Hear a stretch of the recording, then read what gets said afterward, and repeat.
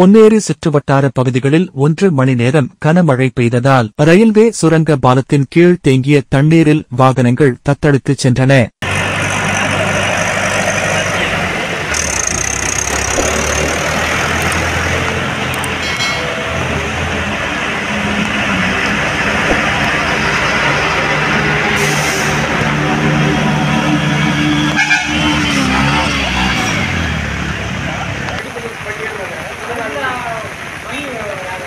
வடகிழக்கு பருவமழை நேற்று தொடங்கிய நிலையில் பரவலாக கனமழை பெய்து வருகிறது.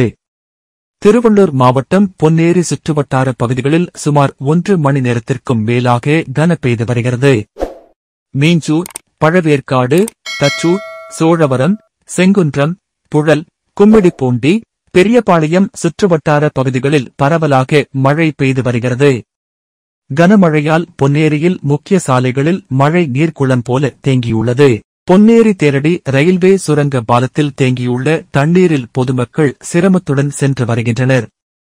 அவ்வழியே செல்லும் 2 சக்கர வாகனங்கள் தேங்கி நிற்கும் தண்ணீரை கடந்து செல்லும் போது வாகனங்களில் தண்ணீர் புகுந்து பழுதாகி அவதி அடைந்து வருகின்றனர்.